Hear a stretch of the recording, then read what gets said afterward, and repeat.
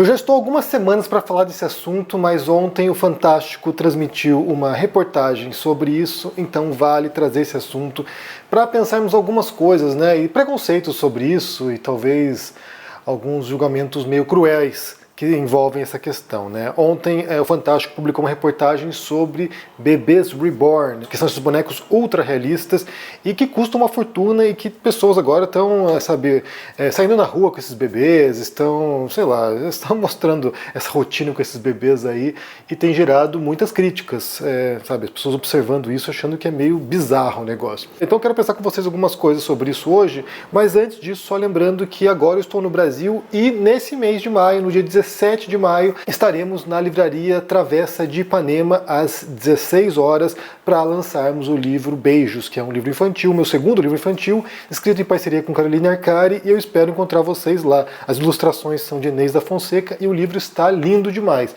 Então, confirme sua presença lá, é de graça, basta nesse link aqui confirmar sua participação. Tem número limitado de ingressos, porque o local tem limitações também, né, o espaço. Então, confirme, já está quase esgotado e eu quero ver você por lá, vai ser bem legal. Estou no Brasil, como eu falei, e nos próximos dias a rotina vai ser caótica. Eu não sei como é que vai ficar aqui para gravar, para poder produzir o conteúdo, mas espero poder manter uma certa consistência com o canal aqui. Bem, e aí sobre esse assunto, né? Sobre esse assunto dos bebês reborn. Né? Como eu falei, muita gente acha bizarro esse comportamento das pessoas que colecionam essas bonecas, né? Acham bizarras as bonecas também, porque é aquela coisa, né? De fato é ultra realista, você olha o bebezinho ali, parece que é um bebê de verdade. E aí tem gente fazendo, né? Botando na internet aí partos de bebê reborn, mostrando, trocando fralda e essas coisas, né? E aí eu, pensando friamente aqui, eu observo isso, né? E para mim sim pode soar esquisitíssimo, né?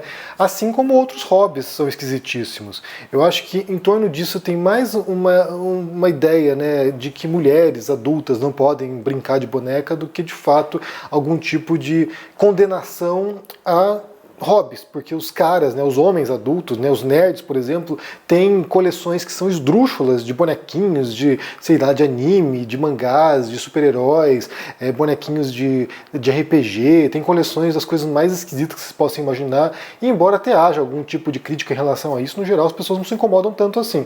O homem adulto brincando de carrinho, o homem adulto colecionando carrinho de Matchbox, o homem adulto colecionando modelinhos de avião, modelinhos de tanque de guerra, soldadinhos, isso é menos esquisito para as pessoas do que mulheres adultas colecionando bonecas. Como eu falei aqui, eu acho que mais uma vez aqui é um esforço de controlar o que as mulheres fazem, aquilo que elas gostam, aquilo que elas consomem, do que de fato uma condenação em relação ao hobby. E aí a gente pode imaginar, né, qual a função do hobby para as pessoas, né? Por que a gente coleciona certas coisas? Porque eu tenho minhas coleções também, que pode ser bizarra para as pessoas, né? Assim, eu tenho coleções de livro, né? Você chama, mas o livro tem uma função, tem uma serventia, mas nem sempre também. Tem uma história, né, tem uma entrevista que fizeram com o Humberto Eco sobre a coleção de livros dele, porque ele tinha dezenas de milhares de exemplares, eu não me recordo quantos, mas era muito livro que ele tinha uma torre medieval, que ele morava nessa torre aí, e ele fez uma biblioteca dentro da torre, ele tinha, sei lá, eu não sei, 300 mil livros, ele tinha muito livro lá.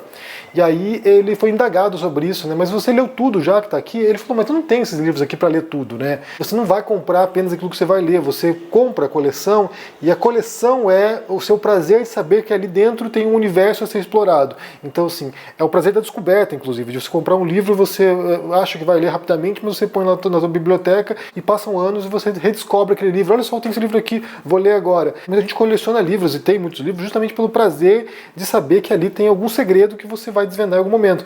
Claro que tem esse culto, né, ao livro, como se fosse uma coisa de erudição, mas não é só isso, né? Tem o fetiche do livro, tem, sabe, uma bela encadernação, tem um livro com belas ilustrações, tem um livro que é simplesmente bonito, que você tem lá na tua prateleira, porque ele é bonito. Ou, por exemplo, né, tinha uma época que eu estava comprando livros raros, né, comprando livros históricos. E aí eu gastei uma grana aí relativamente alta nisso, né? Não foi igual um Bebê Reborn, não foi nem perto disso, talvez. Mas eu comprei alguns livros ali, e eu tenho um livro em casa, uma coleção, né, que são 6 livros, que é um livro, que é uma coleção em francês, de uma série de livros do David Hume, que é um filósofo britânico, e é um livro de 1770 e pouco, se não me engano.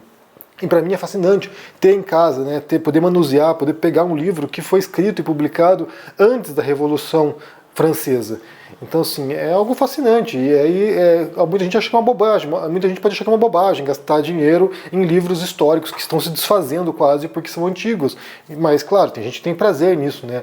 Tem até a história famosa do filósofo Walter Benjamin, que ele colecionava livros históricos e raros, né? E ele gastava uma fortuna nesses livros para ler os livros. Não era só para colecionar, não. Ele ia lá, comprava os livros antigos e lia. Então, assim, é um prazer, é um hobby e que, para muita gente, pode ser uma tremenda bobagem fazer isso, né? Ou, por exemplo, que eu gastei já com partituras, né? Então, assim, você pode dizer, mas isso é para piano, não sei o que, você vai tocar, tem uma serventia. Mas não é só isso, né? É o prazer de uma bela encadernação, de uma coleção completa de algum compositor que você gosta. Não é só a coisa prática de você vai tocar aquilo, mas de você saber que ali também tem um universo explorado. Aí tem um monte de partitura, tem a coleção completa de peças para piano do Mozart.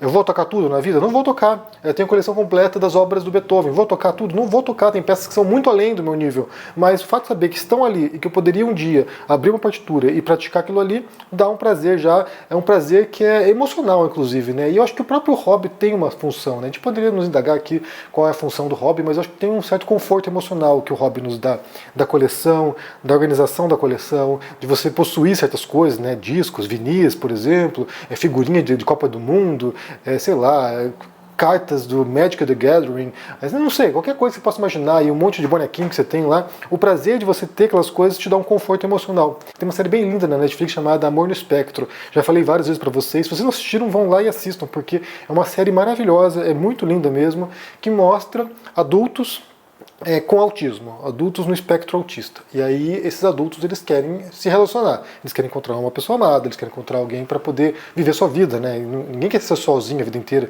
sabe? A gente precisa desse afeto, a gente, como ser humano, né? A gente depende disso para até para a gente poder ter o senso de autoestima, inclusive. Então, nessa série você acompanha várias histórias de várias pessoas, né, no espectro autista buscando o amor. E aí a última temporada que foi ao ar agora, estreou esse ano, que é acho que a terceira temporada dos Estados Unidos, porque da Austrália também, aí você vê a história de alguns personagens novos, né, de algumas pessoas reais novas, porque são documentais, né. Então, assim, são pessoas que estão lá buscando o amor, e aí você vê, e aí tem uma jovem lá que ela tem umas bonecas, tem uma coleção enorme de bonecas, e essas bonecas dão conforto emocional para ela. Então, assim, ela como uma mulher autista, quando ela vai sair de casa, ela leva essas bonecas com ela porque ela sente que ele dá algum tipo de, sei lá, algum tipo de sensação de, não sei, realmente não sei qual que é o efeito psicológico que isso causa nela, mas ela precisa levar as bonecas. Então ela leva 2, 3, mais às vezes, e ela ia nos encontros, né, com outras pessoas no espectro autista e ela levava as bonecas com ela. E cada pessoa tem um modo de se reconfortar, e eu entendo que o hobby tem a ver com isso. Falando sobre mim, né, voltando aqui um pouquinho sobre a questão do piano, por exemplo, para mim é um modo de meditar praticamente, né? Então, assim, eu uso esse hobby, né, esse passatempo, que para mim é um passatempo, eu já pensei em ser profissional, já almejei ser pianista profissional, mas não deu certo porque eu nunca fui tão talentoso assim no piano, nunca também fui tão dedicado assim a esse ponto, mas eu queria ser profissional, mas depois virou um hobby, então é uma coisa que eu pratico há quase 30 anos. Então, assim, para mim o ato de tocar, mais do que apresentar alguma coisa para alguém, mais do que as pessoas ouvirem, mais do que atingir a perfeição tocando aquilo ali, é quase um modo de meditação. Eu entendo que muitas atividades de hobby são, sabe, tem essa natureza de meio que relaxar sua mente. Você está no joguinho lá, jogando Candy Crush, e você vai e se desconecta. Você jogando xadrez online, você se desconecta. Você pintando lá um modelo, lá, né, uma miniatura, sabe, te manda para uma outra dimensão. Eu acho que essas coleções elas têm essa capacidade nossa de nos dar um alívio em relação ao mundo, né? Esse mundo que é o tempo todo nos bombardeando informações, aí você simplesmente se desconecta e consegue talvez até entrar em contato consigo próprio aqui, talvez imaginando aqui mais além, né? Para mim o piano é isso. Para mim o piano é o meu momento de meditação. Eu sento lá, começo a tocar alguma coisa e aí minha mente vai para outros locais, eu posso me concentrar e muitas vezes eu toco antes de gravar algum vídeo, né, porque isso me dá meio que uma organização mental e um relaxamento mental para poder vir aqui e falar as coisas sem tanto ódio como a gente observa por aí. Porque também tenho, sabe, vontade de xingar as pessoas, também tenho vontade às vezes de, sabe, meter o pé na cadeira aqui e gritar, mas não tenho, não às vezes tenho, mas não é assim tão frequente. Mas para mim esse ato ali é um ato de reencontrar-me comigo mesmo, sabe, uma coisa tipo, vou aqui tocar uma peça, e aí isso, sabe, desanuveia algumas sensações estranhas. Então, assim, eu imagino que para muitas pessoas, né, muitas mulheres que colecionam essas bonecas, esses bebê reborns, seja um modo, sabe, inclusive de lidar com o passado, lidar com a infância, ou de não lidar com a infância, que eu também acho que tem muito a ver com os hobbies masculinos, né, esses hobbies de carrinho, colecionar bonequinhos, às vezes tem a ver com tentar voltar para uma infância que foi perdida, ou que nem sequer existiu, né, você queria ter o carrinho quando era criança e não tinha dinheiro para comprar porque seus pais eram pobres, e agora você é adulto, tem dinheiro e vou comprar porque eu posso. Eu quando era criança sonhava em ter lá o comandos em ação e não podia comprar, agora que eu sou adulto eu vou fazer uma coleção inteira, todos os comandos em ação que eu posso. Então, não sei, eu acho que entra em muitas esferas, muitos elementos nossos aqui de, sabe, conforto psicológico, de conforto emocional, e que não sei se é tão fácil assim a gente simplesmente olhar para o que o outro coleciona e achar que é só bizarro e tolo e ridículo e, sabe, nossa, coitada dessa mulher que carrega essa boneca para um lado e para o outro. Acho que tem muita coisa por trás disso, dos nossos hobbies no geral, não apenas na coleção de bebê reborn, mas nesse caso em particular eu entendo que as críticas, como eu falei, estão voltadas a essas pessoas porque elas são mulheres adultas. Porque se fossem homens adultos colecionando carrinho, não, daí ninguém estava falando nada porque isso aqui já é o esperado, né? Homem adulto colecionando Lego, por exemplo. Já conheci casos das pessoas que brincam com Lego. A pessoa monta Lego ainda. Então, assim, tudo bem, né? Tudo bem, é a maneira dele de, sei lá, de se distrair. O que eu tenho a ver com isso, né? Não é o meu dinheiro que está indo para bebê reborn, não sou eu que estou carregando o bebê reborn para um lado para o outro no carrinho aqui na rua. Então, assim, eu não tenho nada a ver com isso, basicamente. Mas me diga o que vocês pensam sobre essa história aí. Como eu falei, ontem foi ao ar uma reportagem no Fantástico mostrando, né, algumas situações, alguns casos ali. E pode ser chocante pra gente observar esses comportamentos, mas não é tão longe, não é tão diferente de muitos outros hobbies que as pessoas fazem sem sequer se indagar o quão bizarro e esquisitos, ou ridículos, ou estranhos, ou sei lá, ou caros, né? Porque muitas vezes a pessoa coleciona, sei lá, bolsa, coleciona relógio, não tem tanto braço assim para carregar relógio, ela tem uma coleção de 30 relógios que custa uma fortuna. Quem se indaga sobre o propósito disso? Como, tipo, faz sentido? Não faz sentido, as pessoas fazem, né?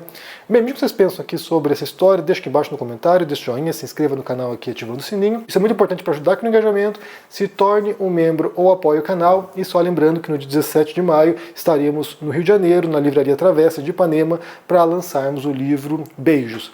Compareça, será às 16 horas, link na descrição aqui para você garantir tua presença lá, é de graça, mas é só confirmar e depois encontrar com a gente lá, vai ser bem legal. Um forte abraço para ti, se cuide por aí e até mais. Tchau. Por que as elites odeiam tanto o povo brasileiro? Segundo essas elites, as cidades de fora são sempre as melhores, as pessoas lá são mais educadas, honestas, bonitas. Cidade boa é Miami, comida e cultura de valor só na Europa. É sobre esse tema e a explicação disso que farei a próxima aula magna da pós-graduação do ICL, Repensando o Brasil, Sociedade, Política e História. A aula Por que as elites odeiam o povo brasileiro será no dia 15 de maio, na quinta-feira, às 20 horas. É uma aula de graça e aberta ao público. Uma oportunidade única para você conhecer essa pós que é revolucionária. Participe desse momento especial com o ICL e a FESP São Paulo.